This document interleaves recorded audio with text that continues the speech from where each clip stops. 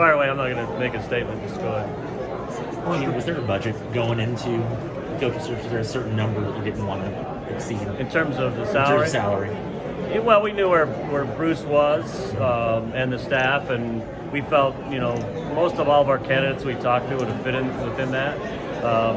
But yeah, we weren't going to be cheap, but we were going to go out and get the best candidate. But we were also going to pay a fair amount. He's a first-time head coach, and like, well, okay, you can lowball him. No, we wanted to make sure we got him, make sure he was comfortable with the offer, make sure he could get the assistance that he needed.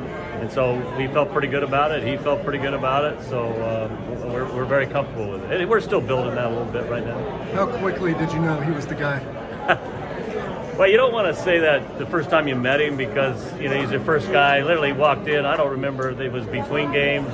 It was on Friday, I think. We talked to him. But the way he impressed us, just his energy, his passion, he was funny.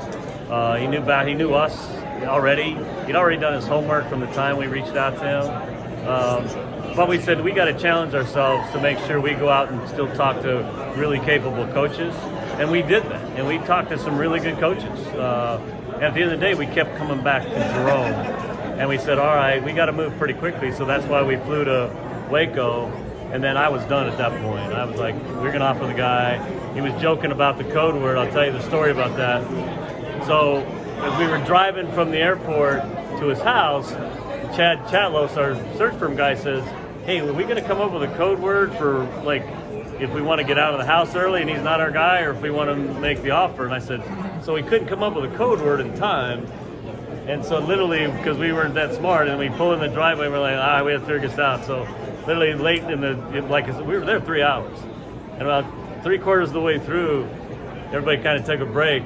And I said, okay, what's the code word? And Kenny and everybody looked at me like, forget the code word, just offer him the job. So that's what he was joking about. So it didn't take long, but he was just so knowledgeable of us, how he talked basketball. He had film up there. I mean, at that point, it just became, okay, we feel really good about him as a person, as a family. And so that's why we offered there at his house. How soon do you think assistants will be announced? I think pretty soon. I mean, you got to kind of work through, who he wants to talk to. We have to get, approval, background checks, and all that stuff. So I imagine that we can help him through that process. They'll be announced here. Maybe not all of them, but probably a couple of them here pretty soon. How many candidates did you guys end up going for?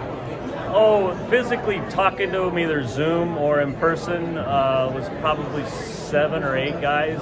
Like I said, all were head coaches except Jerome.